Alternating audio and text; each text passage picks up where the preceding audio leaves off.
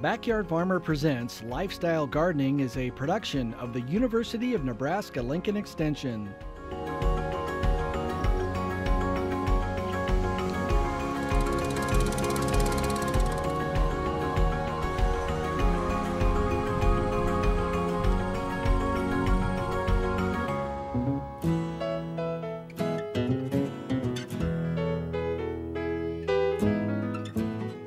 Hello everyone and welcome to Lifestyle Gardening. I'm Kim Todd and we're so glad you could join us for another half hour of good gardening. Coming up on our show, we'll be focusing on selecting bulbs for the upcoming season. We'll take a look at finding the right container to accent your home, and we'll also give you some great ideas for prairie plants. Right now we're going to get started by helping you choose the right tomato seeds to get started indoors.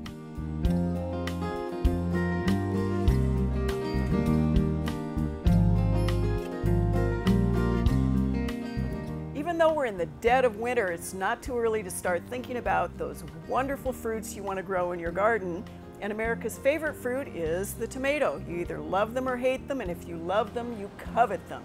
That great juicy flavor, all of those tomatoes that are on sandwiches, in your salads, even stewed, canned, or winter things to eat in soups. It's not too early to think about how you're going to choose those tomatoes. There's so many more varieties available from seed now than there were for a while that it can almost be a little bit overwhelming. So some things to keep in mind. First off, if you can find seeds of what you want locally, that is a great idea.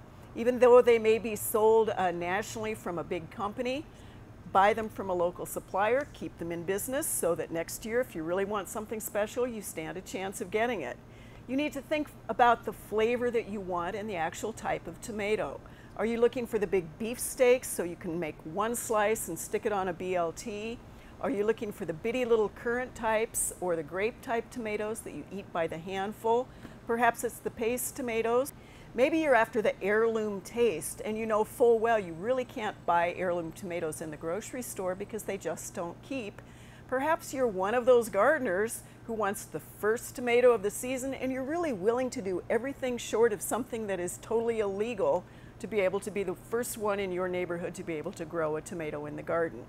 Whatever it is, take a look at all the possibilities and then look for a couple of things. I tend to gravitate toward the name. The name can be a lot of fun.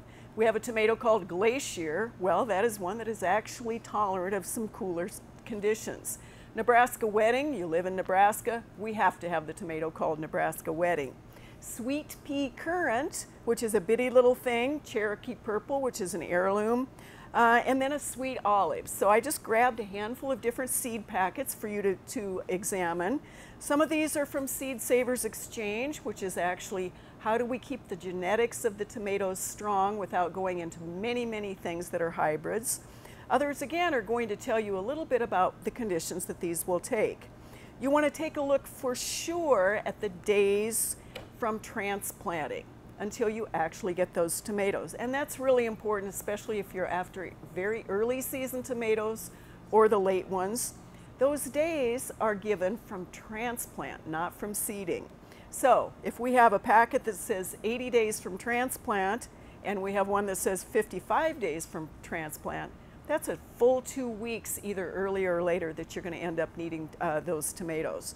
You want to look also then at the timing between actually putting them in the seedling flats if you're going to start them in the house or in the greenhouse, and to the time from that seeding to when you're actually going to transplant. What we don't want to do is get tomatoes into the seedling flats too early, because if you do that they're going to stretch, lean, become less vigorous even if you do everything else right. That said, those of you who want to start tomatoes early can do some things like start them earlier and then put them in conditions in the garden where the soil has warmed up. The soil temp is going to be really important. Protect them from those frosts or freezes late in the season. That will really damage your tomatoes. So you want to look at those days from transplant to planting, and then you want to pick that variety, and then you want to put those plants in the seedling flats.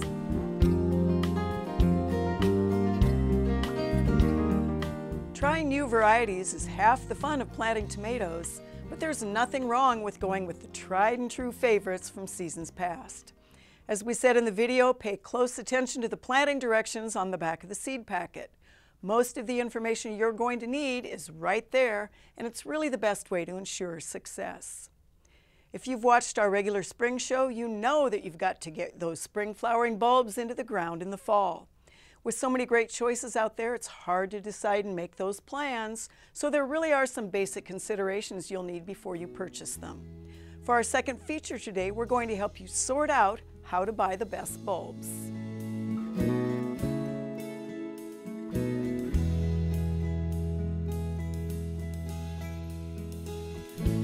The excitement of starting to think about that glorious spring color that you get with bulbs begins when those catalogs start showing up in the mail with all those beautiful pictures, or when you see the displays at the local garden centers. Regardless of whether you're going to order them through the mail or buy them locally, you really need to consider a couple of things as you go out to purchase bulbs. First off, of course, you might as well buy what you want. If you want colors that are absolutely monochromatic and subtle and pastel, you can go that direction.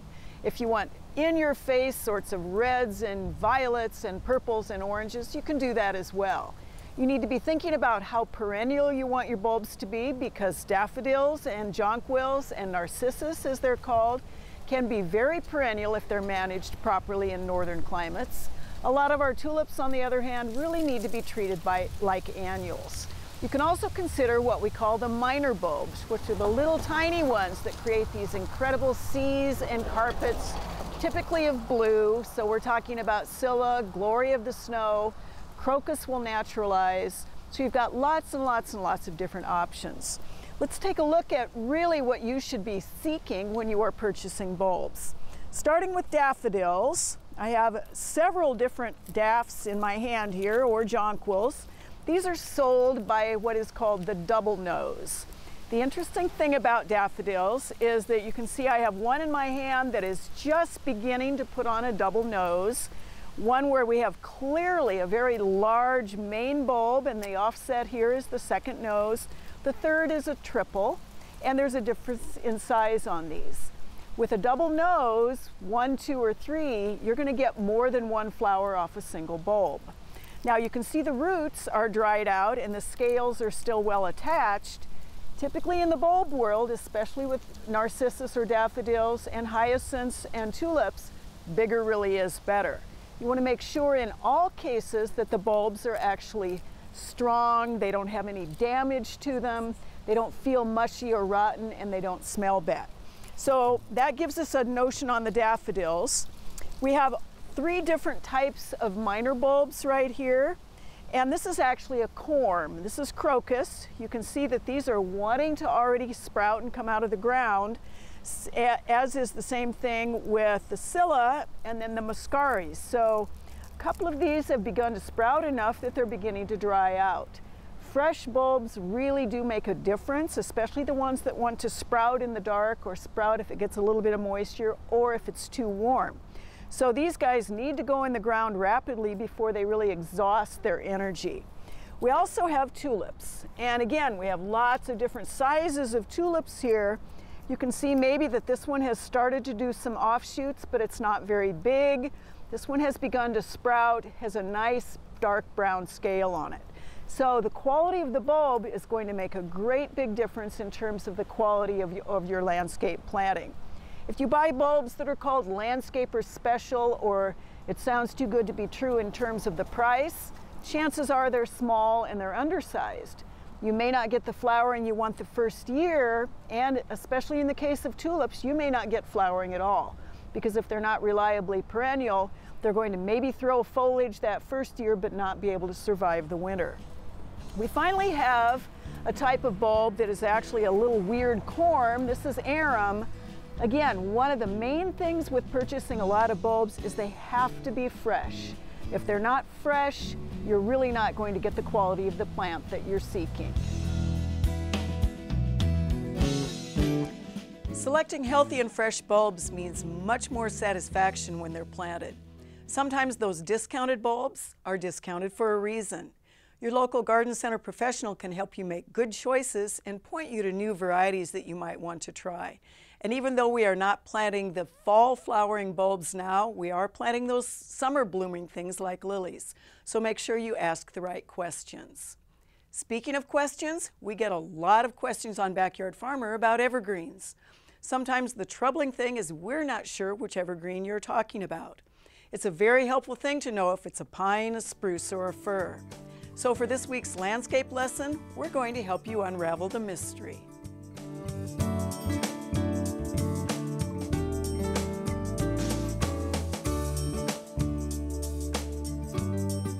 For our landscape lesson this week, we're going to talk about how to identify pine, spruce, and fir.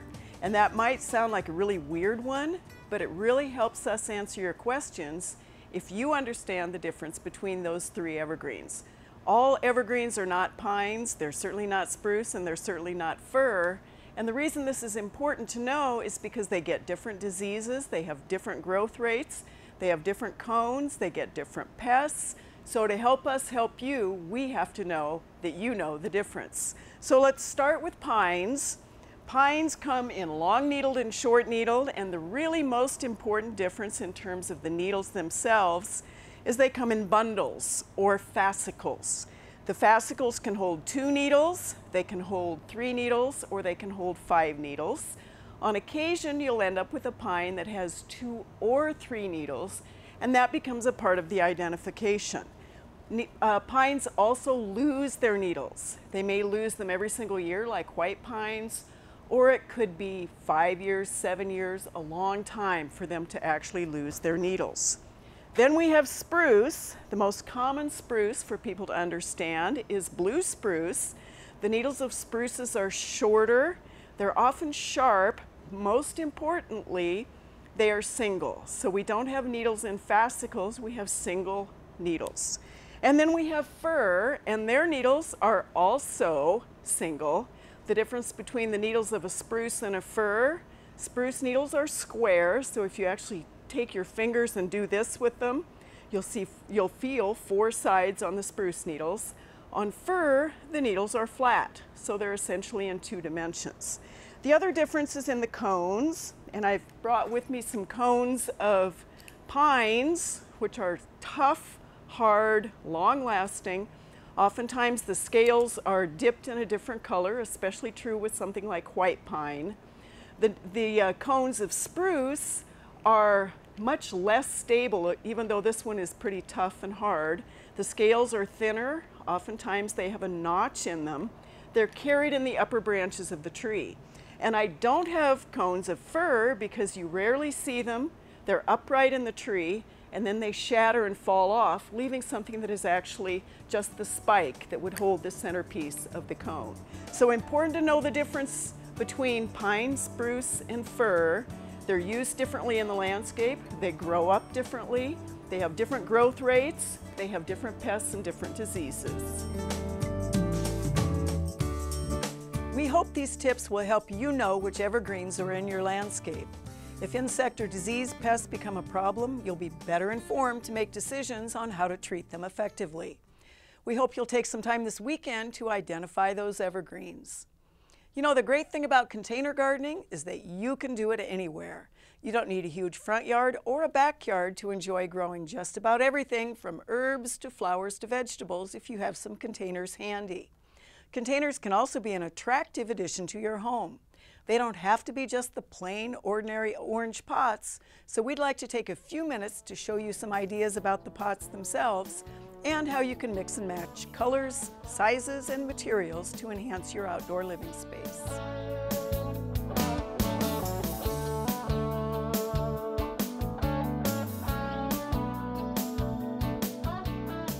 The world of container gardening has grown light years away from the old traditional terracotta pot. What we have now is endless possibilities in terms of colors, sizes, shapes, textures, and the ways in which we can put these together to form a great artistic element in the landscape. Add to that the plants that can go in them, the fact that we can change them out for the seasons, and all of the new materials from media to ways in which they can be watered and fertilized, and we have just a great combination of things that we can use in the landscape. Well, traditional terracotta pots can be an excellent choice for the landscape. Let's take a look at some of the newer materials that are still in earth tones with a little bit of change in design, form, color, and texture. These come in all sorts of different sizes and shapes, and you'll notice that even though they still have some design in some of them or some texture, they're pretty subtle. What that means is that you can take a look at these and use them in such a way that the plants themselves become really the elements that you look at. They can be combined, whether you go with the smooth finish and the taller, more urn-shaped one. They can be stacked. You can use the oranges with the greens, sort of the tans, the browns, and the cream colors to really form a family of colors that is pretty simple and earth-like. If you do that with these kinds of containers, you will want to take a look at how much color you want from the plants themselves and certainly the backdrop. These look great against sort of a rustic backdrop of boards or the sides of a house or on stairs. They'll look entirely different if you have a very, very brightly colored backdrop, such as a front door that's painted bright red. So keep in mind that the subtlety of the colors of these containers and kind of the fine texture is something that really will not be set off if the background is also pretty rustic in appearance. The finish on a container also makes a difference in how it's going to look in the landscape. You can use sort of subtle colors and put a glaze on them, and that gives them an entirely different look. Combine that with a change in structure to something that's more architectural, and you have a different landscape element. So you notice that we also have some really bright and bold colors. This container is actually plastic, but it has a shine or a gloss to it, as does the glaze on the red ones and the black ones. That finish is going to pick up the light. It's going to reflect differently on its surroundings. The pot itself becomes really a dramatic landscape element. That doesn't necessarily mean that you can't use sort of a great big beautiful combination of plants with all sorts of color and texture and form and flowing movement, but it does suggest that you have to keep these colors in mind so that you don't have them competing with one another instead of creating a really great landscape composition. If you have colors that are really in competition with one another or complementary or in high contrast, you might want to consider, as you choose your plants, putting them in such a way that you have a lot of green, a lot of chartreuse, a lot of structure to the plant material, as opposed to something that is going to really be a fluff of different colors and textures. If you want some height in your landscape without all the heaviness of those great big containers, consider using a tiered or stacked planter. The option here allows you to put something different on the bottom and on the top. It gives you the height without the structure. It's also a good way to sort of pretend you have hanging baskets without actually having to drill a hole in something and hang that basket itself. Still another option is the upgraded or the refined version of the old whiskey barrel, which comes in lots of different sizes, has a little bit more character and quality.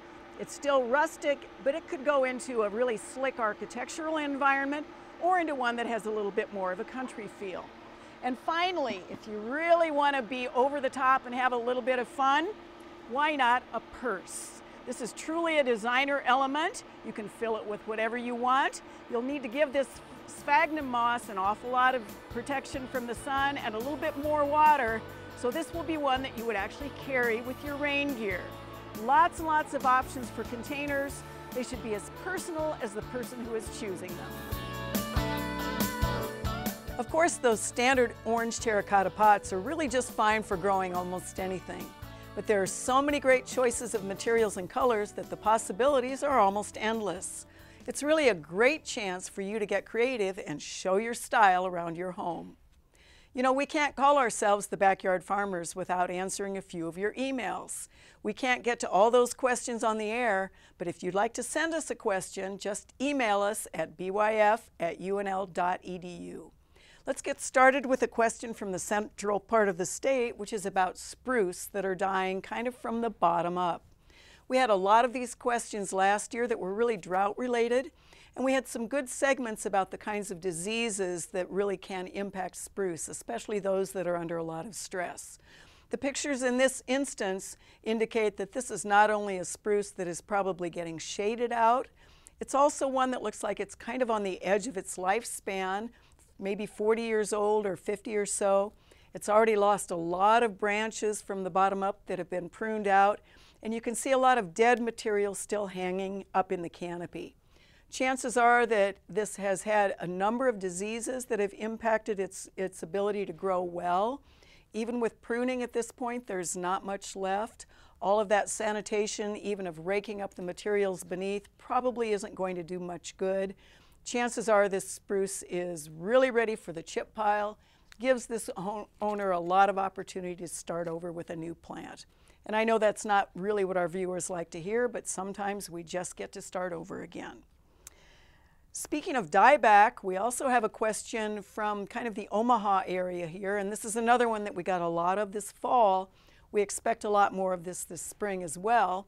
We had a lot of plants, in this case burning bush or dwarf-winged euonymus or euonymus, that went from basically green to what appears to be dead foliage without turning that go big red color and without dropping their foliage.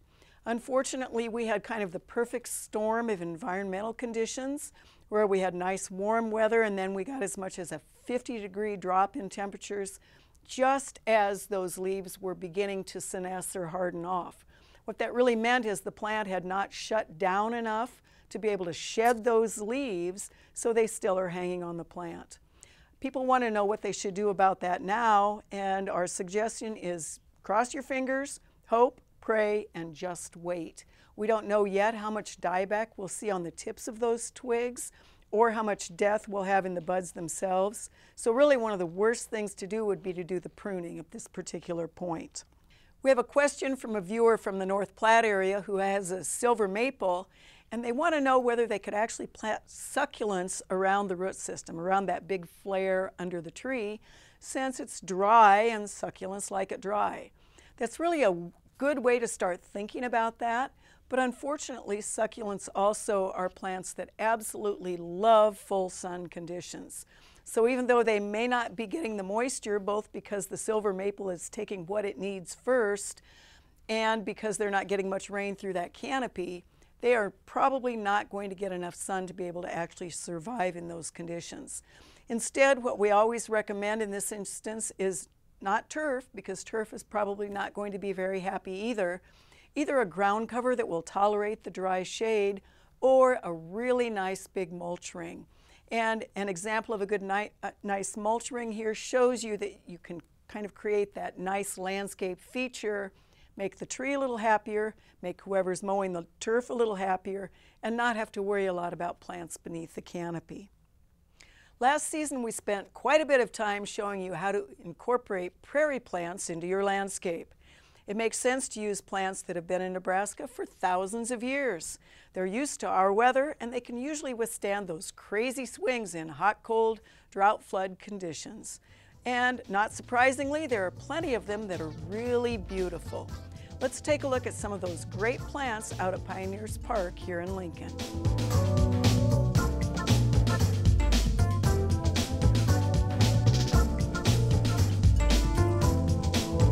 Oftentimes in the fall we get so tangled up in watching the leaves change that we really forget about the splendor of the colors in the prairie, and that is particularly true if the perennials themselves have actually stopped blooming. We're late in the season. You can see such things as the beautiful stretch of prairie out here at the Prairie Center in Pioneers Park beginning to go into its tans and golds and sort of the subtle colors that really suggest autumn in the prairie and in the plains. This is actually a prairie that is filled with all native plant material, and what you can see is many of the grasses, because of course our prairies are filled with grasses. Indian grass, the fine dashed seed heads of sand lovegrass, the beautiful reds and the buff sorts of colors, and even some blues in the little blue stem. The perennials themselves, however, if they're not cut down, as they are not in this prairie, also had great texture and some color. We have many native liatris. The big, tall, stalwart brown ones actually have beautiful gold foliage. At their feet, we have some asters. Our native asters are almost all finished flowering by now. There is one that is a selection of the native that is still in bloom in managed landscapes, but again, the prairie is a whole different situation. The goldenrods have begun to set their seed heads. We have a little bit of green left on the ground, and that would be one of our poppy mallows. A nice ground cover form. It actually does best in a prairie situation or in a dry situation where you can cut it back or just simply let it be. All of this is edged, which suggests to people who really want to enjoy it that the buffalo grass lawn is a different location. So the prairie itself, with its wildness, is edged by something that suggests that we really are managing the space in the prairie. The buffalo grass lawn at the Prairie Center is one that was actually established by the University of Nebraska. And you can see that the buffalo grass itself is actually beginning to go dormant, which means the broadleaf weeds and those cool season grasses are showing. This is managed out here without the use of chemicals, a bit of mowing, and an understanding that in this particular situation, a perfect turf would really not be appropriate. We also have a really excellent example of how our prairie natives can be used to manage runoff. This is a grassy swale on one end where they actually need access with vehicles. And then the main portion of it is our prairie natives again that have been allowed to seed themselves, naturalize within this very narrow space. It manages the water very well. For some people this is a little bit too shaggy. A simple way of actually making it look a bit more managed in a urban environment would be to establish an edge. That edge could be something as simple as just not mowing the buffalo grass for a strip of 1 foot to 18 inches wide, and that would become the transition in this particular space. Over time, the plant species in this location have changed. We have a lot of asters, a lot of goldenrod, little bitty handful of annual sunflowers on occasion. Again, some of the grasses that are cool season have crept in, and that is just one of the things to deal with in this kind of a naturalized setting. Along the path to the entrance to the building, we have a wonderful array of perennials that are native. And this is a good example of what you can see late in the fall. The beautiful bottle gentian is really a treasure to be discovered in the prairie. We have Artemisia frigida, which is one of our native artemisias, a little bit of scouring rush or horsetail rush, which has to be watched with great care or it becomes a weed. Again, the goldenrods, grayhead prairie coneflower, a wonderful array of all of those beautiful perennials in the landscape. The prairie is full of these great hardy and tough ornamentals. Many of us are attached to our roses and our bluegrass, but there should be room in your beds for some of these native flowers and grasses. After they're established, you'll spend a lot less time keeping them healthy and looking great. Thank you so much for joining us again for Lifestyle Gardening.